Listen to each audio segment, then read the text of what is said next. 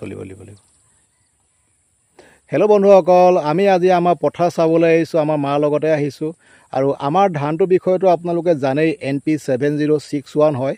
আৰু এই ধানটো আমি ইয়াত 1 হেক্টৰ খেতি কৰিছিলোঁ আৰু আপোনালোকক ষ্টেপ বাই ষ্টেপ গোটেইখিনি দেখাই আছোঁ। আৰু আজি যিহেতু কাতি বিহু আৰু সেই গতিকে আমি কাতি বিহু হ'লে কি পথাৰত চাকি দিব আহোঁ আৰু পথাৰখন এবাৰ তাৰমানে ভিজিট দিবলৈ আহোঁ।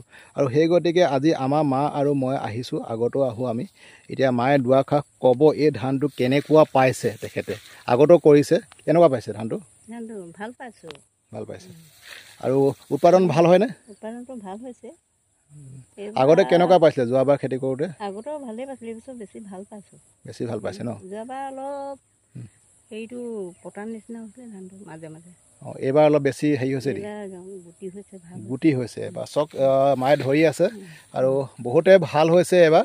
আৰু দেখাত আপোনালোকে গম পাব, মই ওচৰৰ পৰা অলপ দেখাই দিছোঁ আপোনালোকক। এইখিনি হয়, থোকটো চালেই গম পাব আপোনালোকে। ইয়াৰ পেনিকেল যিটো হয় না বহুত হেৰি হয়। আৰু ইয়াত গেইন বহুত, ফিল্ড গেইনেই আছে ইয়াত, আনফিল্ড নাই, পতান নাই ইয়াত, ফিল্ড গেইন বহুত আছে। আৰু এইখনে আমাৰ পথাৰখন কি সুন্দৰ হৈছে চাওক। আৰু ইয়াৰ ওচৰে পাঁজৰে কোনো জেগাতে ধান বৰ ভালদৰে ওলোৱা নাই, এতিয়া ওলাবলৈ ধৰিছে। এই ধানটো অলপ আগতীয়া হয়, চ' বহুত সোনকালে ওলালে চাওকচোন বাৰু। থেংক ইউ গাইজ, চাই থাকিব আপোনালোকে, থেংক ইউ।